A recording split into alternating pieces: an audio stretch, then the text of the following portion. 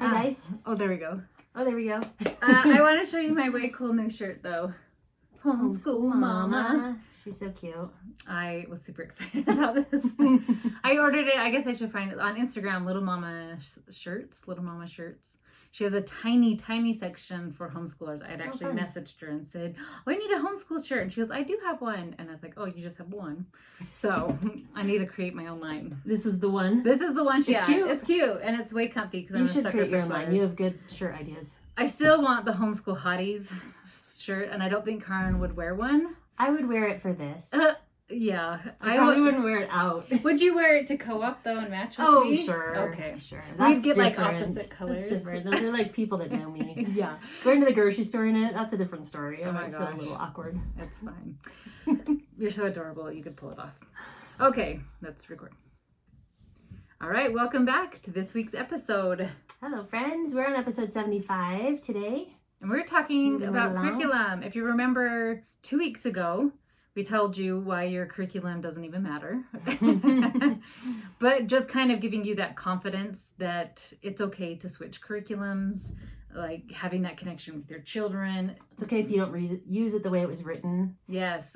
Or if other people love something and you're like, I hate this. Yeah. To just throw it out. Yes. Yeah. So last week I guess I got to interview Marin and talk about Family School, which is an online program created by American Heritage. Do they still have the physical of it too? You know what? It sounds like they didn't, that you could print it. Because I did use that once upon a time. I remember that. Our co-op we're in, I was not in it the very first year. And the very first year, it was based off of Family School. It was based off of Family School. And it's a very good curriculum. I liked it quite a lot. Yeah. It's good. So we decided we were going to have, Karen had the cutest idea of interviewing all of our friends and creating little episodes about all of this. And they are all busy homeschool moms. And coordinating schedules was becoming very difficult. So we've decided we will just get from them, like they're just going to write down some of their favorites. And we'll just tell you about them. We'll just tell you about get to see our friends. I don't think they want to be seen.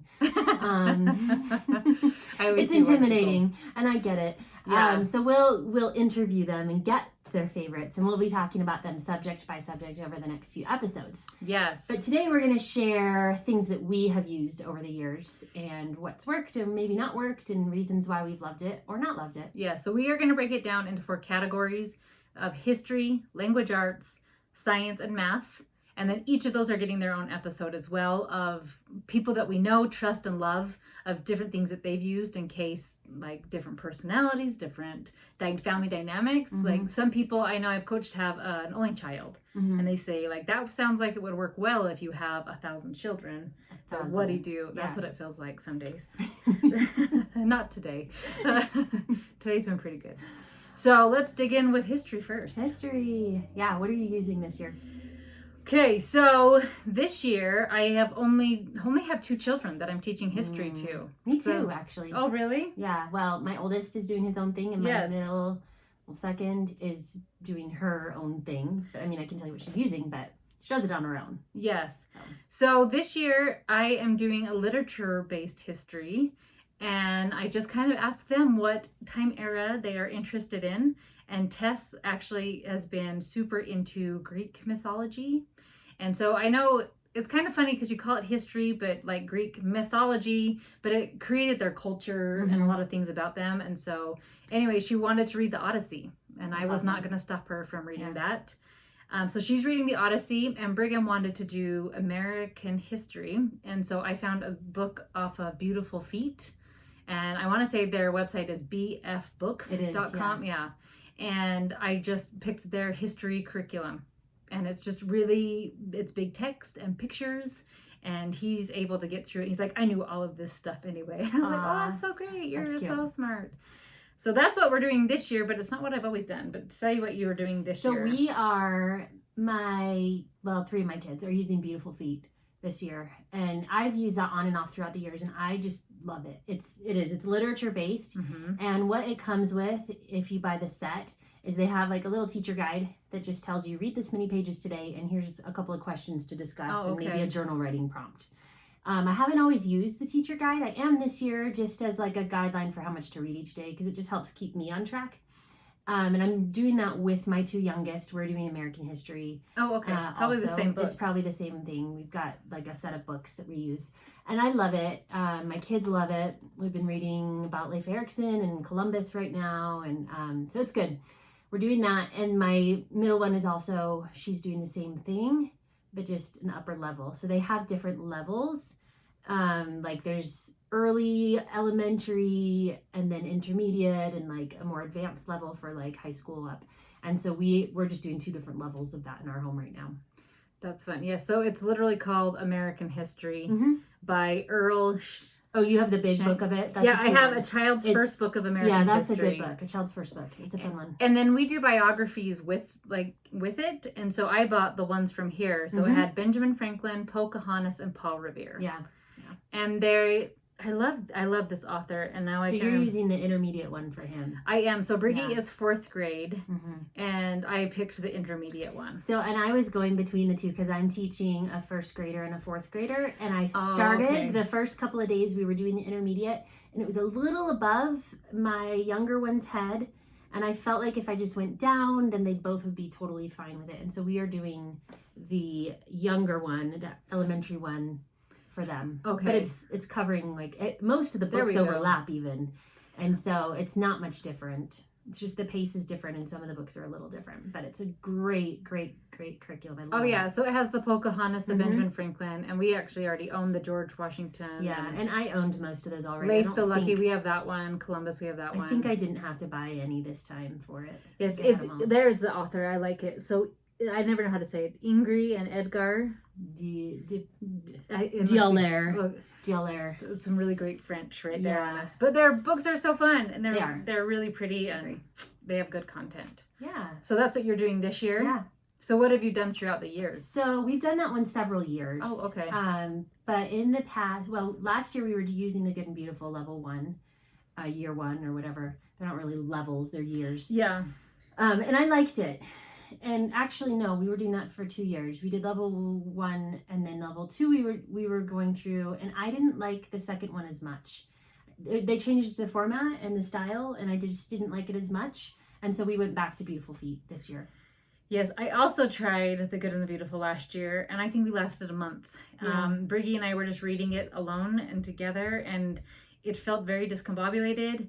And I never quite understood, like, it was like, go listen to this audio thing. And if you didn't listen to the audio thing, then you it didn't make sense. Yeah, that's true. But it was kind of long and dry. And so we lasted about a month, and then we went back to literature-based. Yeah. We prefer the literature-based as well for our history. Other ones we've tried over the years, we've done Story of the World. We did those quite a while at the beginning when we first started homeschooling. Yes, we went through all 4 years of those. Yes, and that's by Susan Wise Bauer. And those are very good. I loved them. We did them at one point I had all 6 of my kids. So I have 7, right? But the baby's the caboose. So when I had all 6 of them, this was my dream history curriculum, because you read a small story. And then you were telling me, I think we talked about this one time. The activity books? The activity book. And I would just pick one, but you were doing all the activities, I wasn't doing right? all of them. No, I would pick a couple. But what I would do is the activity guide also lists book recommendations. Oh, that's right. And so we would go to the library and just try to find as many as we could. So like through the month, we were reading different things that went along with it. And we didn't always do it all, but we did a lot of it. And it's fun, and it's kind of pick and choose and fill it in as you like. So that I highly recommend also. Yes, my kids still have fun memories, because we made hardtack one time. We made a fish kite. We just always did, like, sewing. We made bags one time. So we always did something, but it worked really well in our family dynamic when everybody was doing the same thing. And I think it was kind of the same for us. My kids were all kind of together, and younger, I was doing several at once around the same ages. And so it just worked well for us for a few years there. And I don't know. Yeah. After a while, and there's not that there's anything wrong with it, but I think for me as a mom and a teacher, I need variety, and our needs as a family change. And so. Yes, and I just say it's interesting too, with Brigham next year will kind of be mostly solo. And if I brought other kids over or did it in a co-op, I think it could be super fun, but I don't think he'd enjoy it alone. Yeah, I think you're right. And so I mean, I'm sure it can be for either or, but for me personally, I liked it for more in like a group setting. I agree with that. Yeah. And then also we've used, we did one year with The Well-Educated Heart. Okay. where that was just our history, and they have like a monthly rotation where it focuses on different topics. And how did you like that? Honestly, I like the books, but we struggled with the monthly rotation when I tried to follow it because we would just be getting into something and never quite finish it. And it's time to move on to the next month, and my kids were always disappointed. And they didn't want to move on to the next month. They wanted to finish the book we were reading. And so after like maybe 3 months of that, I finally just stopped rotating and just kept reading the ones we were reading that we loved. And if we didn't love it, we'd put it aside and move on to a next one. Yes, I love the Well-Educated Heart philosophy, but the monthly rotation doesn't work. It didn't work well for us either. Yes. But I do love their books and the philosophy of it as well. And if you haven't heard of that, I highly recommend checking it out. It's just great stuff. I think we'll do a full episode about Well-Educated Heart. I'd actually like to interview her someday. Marlene Peterson. She's amazing. She'd be a fun one to have on. So maybe that'll happen someday. We'll see. We'll see. If you know Marlene, put the word out there that we can contact her too. I know, but if she's your grandma, And then one more that I just want to put a plug in for that I've been helping creating this last couple months. It's called Covenant Land, and this is very LDS specific with Book of Mormon scriptures and prophets. But it brings in principles of Jesus Christ and American history, and it's really fun. And we are about to release it, but right now I just have 7 free lessons up that you can check out. What's the website on that? It's covenantland.com, and I'll link that for you guys. Yes, I did see that. If you sign up for their email, you get the first 7 lessons for free. Yeah, and all of the curriculum, it's being written by a big team, like over 50 people are helping on it. Really amazing people. Really cool people. Yeah, so neat. Did you write some of the lessons? I've written some, and I've been doing a lot of the editing and the making them pretty and stuff like that. But what I love about it is this whole thing is not for profit, and we're going to donate 100% of the proceeds to Operation Underground Railroad, which I'm super excited about too. Which, if you're not familiar with, is that they end child trafficking. Yeah. And so they're really cool. Yeah. Okay, so that's some of our history that we've used throughout the years and what we're doing currently. I really loved Beautiful Feet. Yes. But I really love literature-based stuff too. And so I love my 12-week rotation, and it's just super simple. Yeah. Okay, so let's dig in now to language arts. Alrighty. Language arts. So currently in our family, we are using The Good and the Beautiful for all my kids. And then we also use Explode the Code books, which are fun. They're just little phonics books that my kids just love.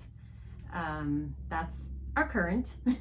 Okay, so I started with The Good and the Beautiful last year, or like a year and a half ago or something like that. And my Joshie hated it, but he also struggles with a bad attitude about a lot of curriculum, if that makes sense, if you have a kid like that. So it was hard to kind of gauge it. And then Tess likes it, so she is still doing it. But Brigham is to the point now, he's 4th grade, and he's like, I cannot take this 1 second more. Aww. He's almost in tears every day. And I thought, something's wrong here. I don't think this is working for us. So I think Joshie would have benefited from something different, but hindsight's 2020. And that's what the power of forgiveness is for. So what are you doing instead now? So Briggy, I'm actually going back to the basics, and I've done this a lot with my kids when they just hate something and it's hard. So we're back to, and I wrote it down because I knew I'd forget the name of it, First Language Lessons by Jessie Wise, and that's from the Well-Trained Mind, and that's where you can buy Story of the World as well. And they are very short and to the point. And so today we said, a sentence is a group of words that expresses a complete thought. All sentences begin with a capital letter and end with a punctuation. And then yesterday we talked about what statements were, and we came up with statements, right? Like, my shirt is black. We're usually silly or something, like the floor is fuzzy or something like that. I was going to say something sillier, but I decided against it.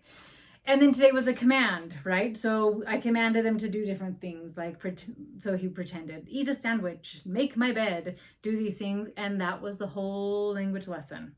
And all of a sudden, he stopped crying to do language arts, and it's fun again. Yay. And so with him, I've set back. Tess is finishing. This is The Good and Beautiful only really goes up to 7th grade. And so she'll just finish 7th grade and then be done with it.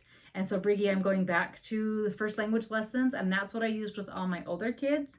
But everybody kept raving about The Good and the Beautiful, and so I jumped on the bandwagon, and It's just not working for wasn't us. a fit for her family. No, and it's a lot too. And It that's was so much geography of what and we art. talked about in that episode that we mentioned at the Yeah. beginning, where, you know, if something doesn't work, you have to figure out what works for your family. And just because friends are using it does not mean it's going to work for your family. You don't have to feel guilt. No, and like the fact that we tried it last year with Joshi, which is funny because then the program he's doing this year, he was like, I knew what everything meant because of the stupid language arts. And I was like, you're welcome. That's funny. So he did not get to the point of loving it, but he has a respect for it now because he can see the point of some of it. But I really like them. I also love Explode the Code, and I start about preschool age with them. They have like an ABC, and then they do one, and they even have halves. Yeah. So if something's a little hard, jump. Yes, and I know book 4 is syllables, which has been hard for every single one of my children, and I actually save it for very last. Oh, interesting. And so I do it till they are done, and it's usually about 3rd grade. Yeah, we do the same. And then handwriting, I love handwriting without tears. Same, we love handwriting without tears also. I also have used, that I've loved, All About Spelling and All About Reading.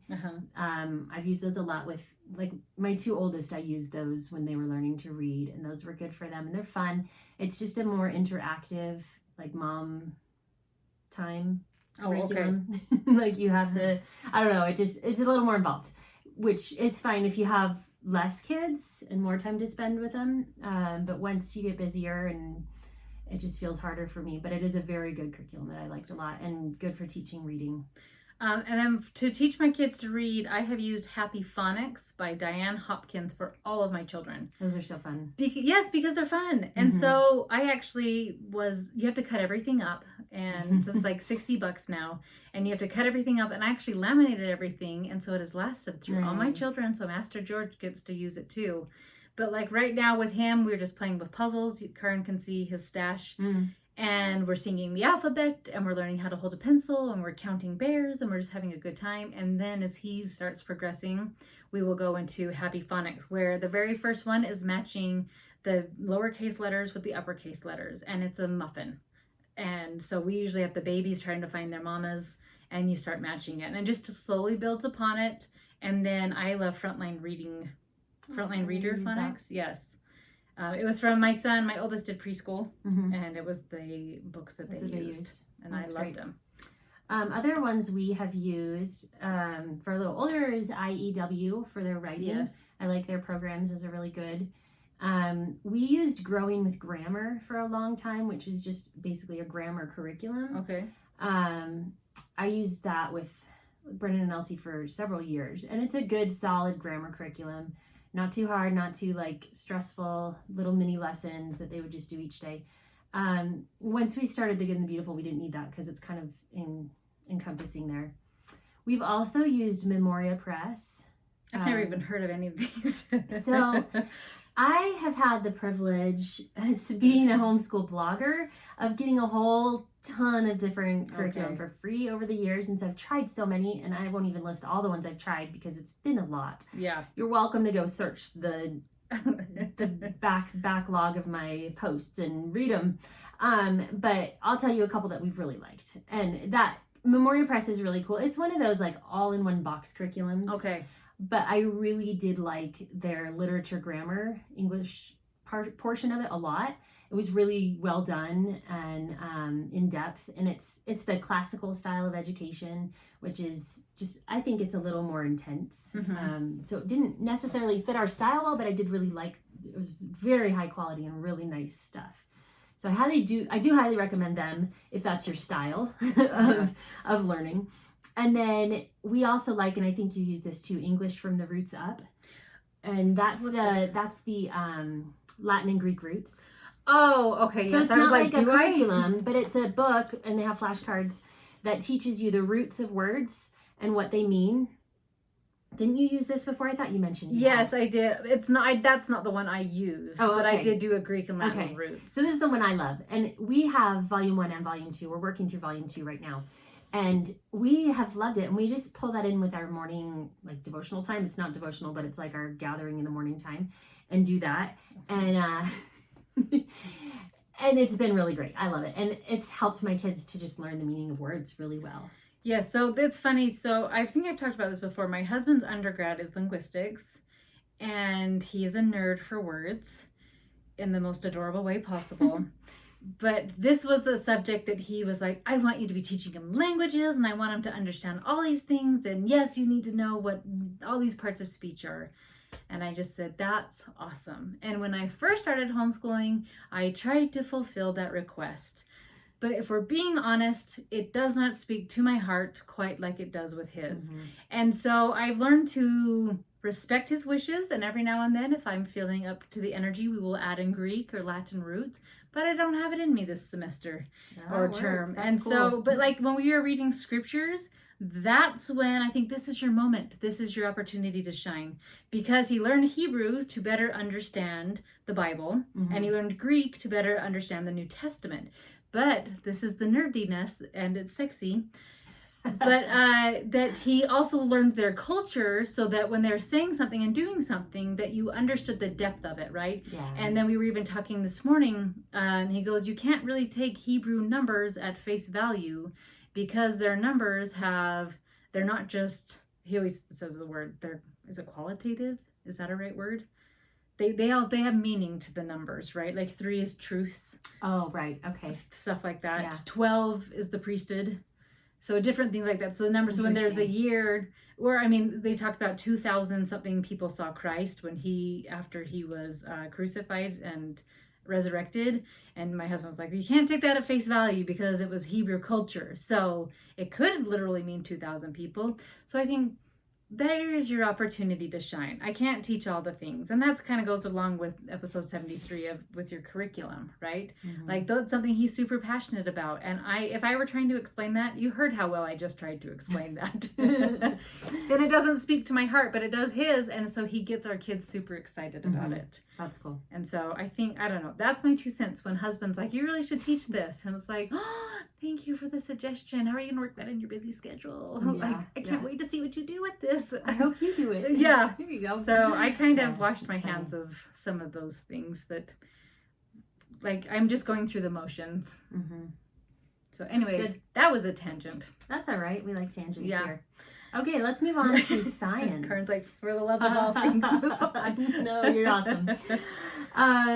Science. So what are you doing this year for science? Okay, so what is Tessie Girl doing now that we just said this? It is literature based.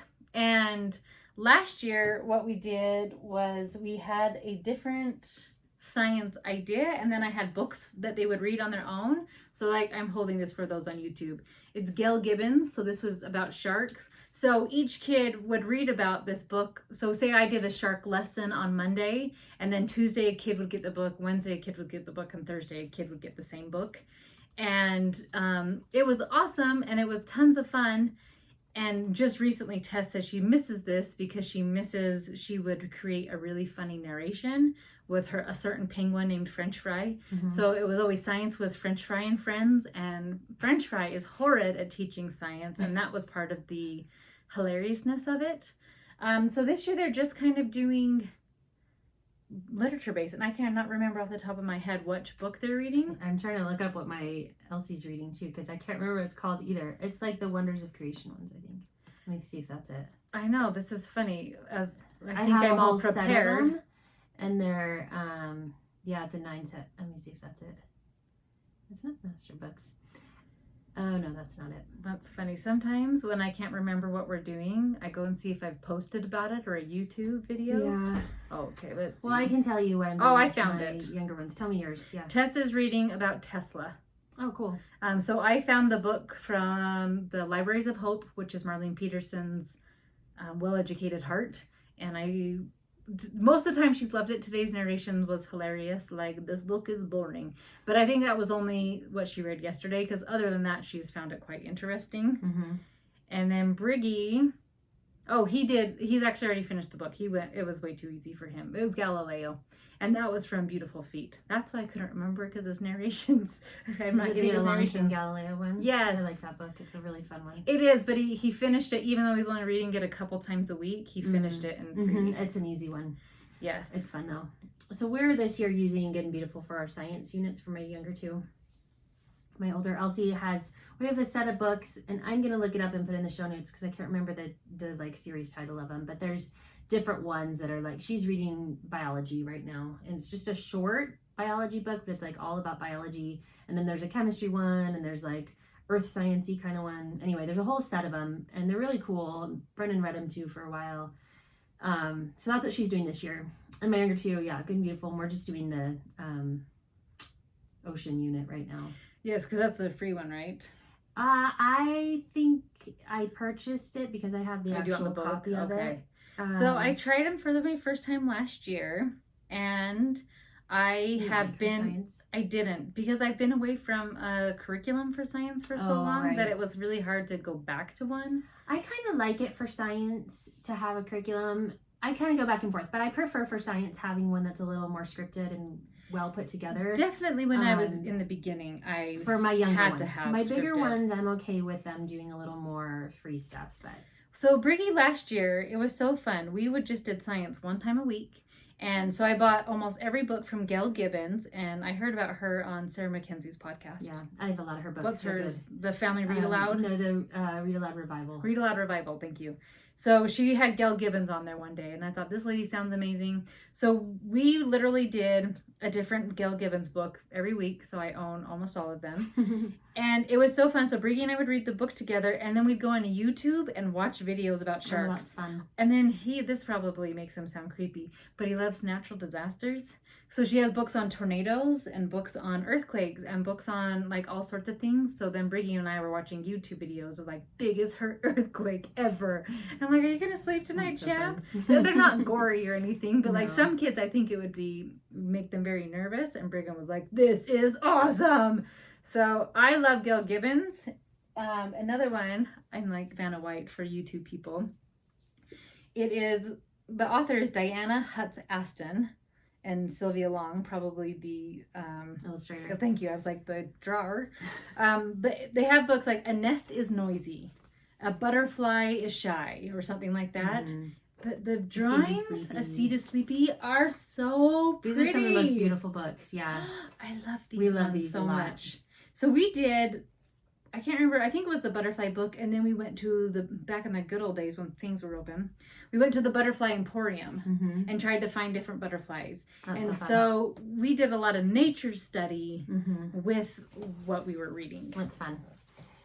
So I've also used Apologia a lot in the past over the years, and I was just telling Megan before we started recording this that I was tagged in a post on Facebook, someone asking about our stance on this, because as members of the LDS Church, Apologia has come out with some very anti-Mormon literature and teaching materials. And so there's a lot of people of our faith that are very opposed to using it because of that. So someone was asking our stance on that. I'm going to be honest, I don't necessarily care. I mean, that sounds kind of silly, but like having grown up in a place where I know members of all faith and I'm good with people believing different things, and we talked about this one time. Yeah. But I don't know. If people want to put, I don't know. If it's a good curriculum, I'm okay to just use it. So my feelings are, I loved Apologia, and we had bought a bunch of them. And as soon as that came out, I didn't buy any of the new stuff. But I also haven't used them since. I keep them in my bookcase because my oldest actually still loves to look through them, and my kids will look through them because there's nothing in the older ones. And I've never read the newer ones to know. I actually have some of the newer ones and didn't like the style. They changed styles. They changed writers partway through. And that was the thing is, like the newer ones, like the chemistry and biology and botany, are a different style than the earlier ones. And I really preferred the earlier ones, which are exploring creation they go through like the days of creation. It's like... Yeah, it's like the earth, the water, botany is one. That was fun. And I've loved those books. And we had a lot of fun. We used those for quite a few years. We did all the animal ones because my oldest son is just an animal fanatic. And it was the perfect science for him. And we loved it. And I think it's a very well done curriculum. It is very religious and very God-based. Very God-focused, very Christian, which I'm not opposed to, is fine, obviously. But yeah, so in terms of like my faith and my stance on that, I'm okay with using it. I respect people for their beliefs, and if they want to attack mine, so be it. It doesn't change my life. Yeah, so I just don't use it anymore after they came out with that. But it's funny, our Battle of the Brains, all of our science questions came from the Apologia. I'm going to just mention a couple more that we've used and I've been impressed with. And that is Nancy Larson, Know-Yo Science by Logos Press, and Bookshark. And all three of those have really great stuff also that we have enjoyed. So can't we now just add a new thing? Yes, okay, that's what I thought. And I did an right at the end. I'm sorry. It's okay. We're still recording on here. We reached our 30-minute limit on our podcast thing, so we're pausing for 1 second, and we'll be right back in the actual discussion. But you get our interlude here for a sec. Do you want me to start hitting record then and if we can? Yeah. Yeah. That's funny. So yeah, hi. Okay. So you just said So you know where you are. Okay. Yeah, so I really liked all three of those. We did Nancy Larson science for a review one year, and I think I did the kindergarten level, and it's a really fun curriculum.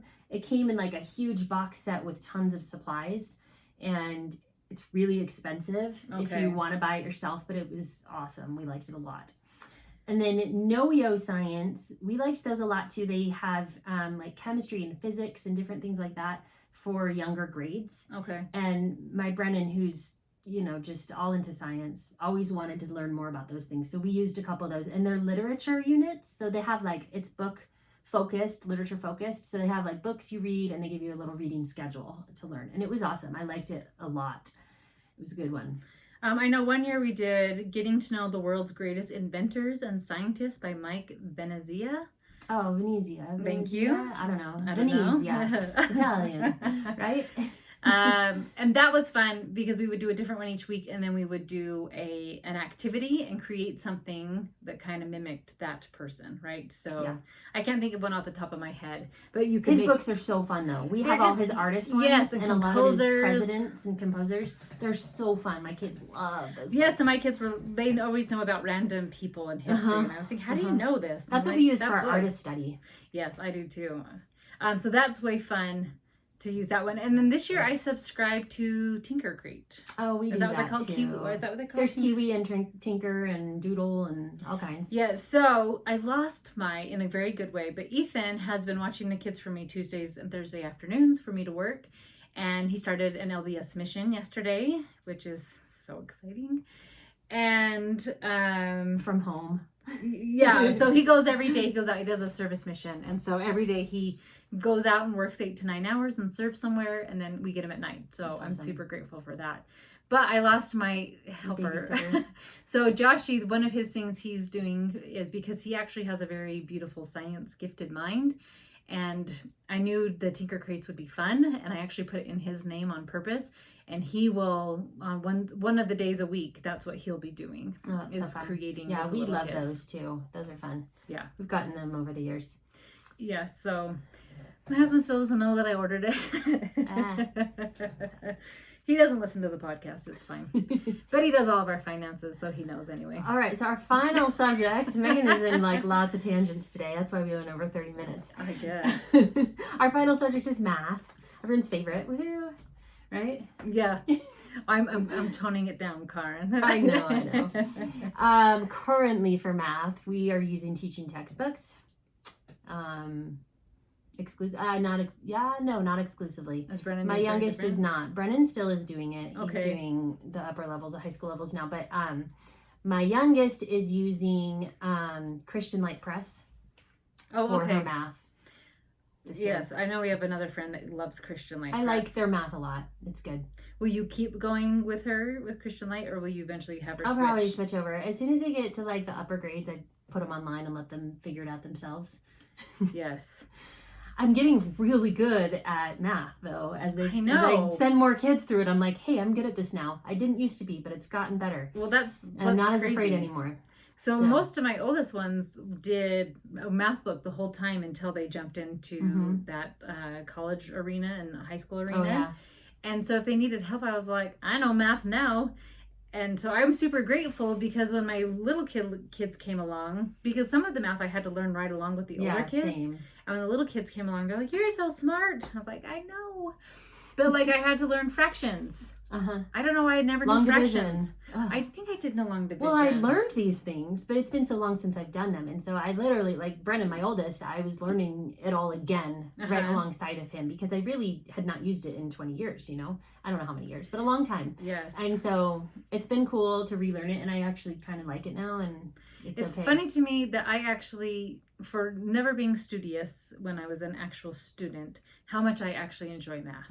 And in 6th grade, I was in honors classes of math.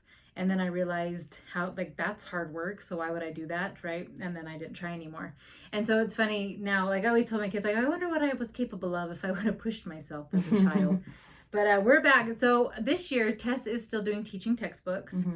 And Brigham is back to Saxon. That happened last week. Okay. And he said, I cannot take this anymore. Does he not like the online stuff? He's struggling with his school this year, huh? He is. And like, we just mixed everything up. And it was so funny because I've done a whole YouTube video of what we're doing. And I just wanted, I need, like Brigham's, I need to go back and say, like, scratch that. That's not working just for him. Do a take 2. Yeah, take 2 of just, we're in 3 weeks into our new term, I think. Yeah. And hates math again. He hates all these things. And he said, I want to go back to Saxon.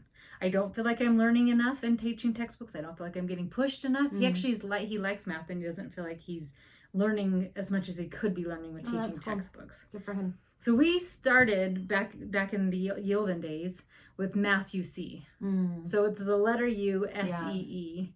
And I use that. Yeah, so it has really cool, what are they called? Manipulatives. Yeah, the little like blocks. Yes. There we go.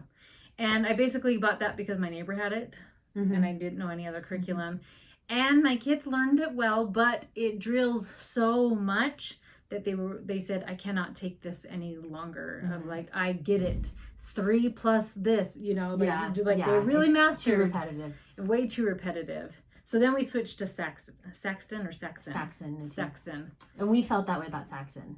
I used it for 1st grade for Brennan, and he hated it because it was the same thing where it was so repetitive. Yeah. And so I know there's a lot of people that I've talked to that do love Saxon, that do kind of every other problem. It is my favorite. Like that. So it's I know it's a good program. I know a lot of schools use it, and so. I think more just private schools. I don't think private schools around here. Yeah. But so we did Saxon for quite a long time. And then when I was helping 6 children doing a math lesson, I was like, this is not working. But Briggy, I was super excited because George, I had always planned on doing Saxon. So I don't start an actual math book until 3rd grade anyway. So with him, I'll just create stuff. But Briggy's 4th grade, so we just grabbed the math, Saxon 5/4s, I think is what it's called. And I just have him do the evens or the odds. And so far, so good. That's good. So other ones I've used in the past is CTC is another online program that we tried that. We both have tried and didn't continue with. It's okay. I think it doesn't. There's no repetition. There's none. I feel like my kids weren't really progressing much. And I didn't know if because it's based out of another country, if there was that. It's based out of Australia. Australian. Because we are not the metric system. Yeah, I don't know. Like there was just things that I felt like that weren't computing over to us. I've done Christian Light Math for several years with my kids, and it's good. Teaching textbooks and CTC are the 3 that I've mainly used. But then I have some other like supplement ones that I've done, and I love Beast Academy. I haven't heard of that one. They're so cute. They're like cartoony books, but they're like really hard math in it, and it's taught in such a fun way that my kids. I don't do the workbooks, but some people use it as a full curriculum, but I just like the books. And my kids will read the books and they learn so much from them and they think they're just funny. And so that's just a fun. And then another fun supplement we love is The Life of Fred. I did do that one with those my are tons kids. of fun. And it's, again, I don't use it as a full curriculum, but I know people that have and do and have success there. Yes, I don't know how it would work as a full curriculum. I don't either. But it's a fun supplement very, very that we enjoy fun. reading. Yes, my kids love the story of Fred. And what does he only drink? The juice. What is it called? Lewis or something like that. something, and he has his doll. Like slushy, basically. Yes. Anyway, it's silly and fun, and it's a whole storyline that is really cute. And so those are fun extras that we do for math. And last year with my kindergartner, I did use the Kindergarten Good and Beautiful Math. And it was really cute and really fun, and she enjoyed it. It was very mom intensive, a lot of moving parts, a lot of pieces. And this year when I was getting ready to purchase, everything was sold out on the Good and Beautiful. Yeah. And so I was like, well, we'll just go back to Christian Light because I know I like that. And I'm really glad I did, because her lessons are just, it's so simple to do compared to the Good and the Beautiful. And it saves me so much time. Yeah. And that sounds selfish, but it's just, and she's totally fine with it. She's like, oh, this is great and easy. And most of it, she's first grade, most of it she can do completely on her own. Right. And so I love that. Yeah, that's fun. This episode ended up being way longer than we intended, partly because I'm long-winded. But we wanted to kind of give you a deeper overview, and then what we'll be doing the next 4 episodes will be our friends' favorites of just history and our friends' favorites of these. And so, like, Karen shared some today that I have never heard of. And we've been friends for a long time, and I've been homeschooling a long time. We don't know everything about each other yet. I know. Every curriculum, that'd be so random. Like, oh, how creepy is that? That would be creepy. Yeah. And so we just wanted to give you an overview of options. So like my son was saying that he does not like the Good and the Beautiful curriculum, the language arts. Now you have some other options. Mm-hmm. Like, okay, I tried this, and I think you can get a lot of hers for free, so you could try them. Lots of them are there to download for free, yeah. So I think that's a good way to just try it out and sample it for a couple of days and see how you feel about it. And you can do that with a lot of different ones where you can go out and get sample lessons. And so yes, to try it out. And I actually, what I like about this other language arts is a lot of the things are put to songs or a chant. And so like the pronouns and prepositions and all these things. And I like short and sweet lessons that are not the Good and Beautifuls for me too. Like I almost hated it. And I'm sure that rubbed off on Briggy because it was this long lesson. And sometimes now we're going to they're super long. Yeah. Yes. It's funny. They go from, some are like 5 pages and some are 1. And so I never quite know what we're going to get with it. Yes. Which is a little tricky. So Tess does hers all on her own, so it's fine. But Briggy, I thought, meh, let's mix it up, champ. So I probably won't even do it with George. And so just giving you kind of that power to hear, like, here's a buffet. That's what I was thinking. I was telling somebody the other day. Like your curriculum, did we say this in the other episode? But it's a buffet. And sometimes you have to have other people tell you what's like, this is what I liked in this buffet. This is what I like about it. This is what I don't like about it. So being willing to try different pieces of the buffet till you find the one that you like the best. Yeah, definitely. Okay. Thanks for listening today. Yeah. And we will catch you next time. See you guys. Bye-bye.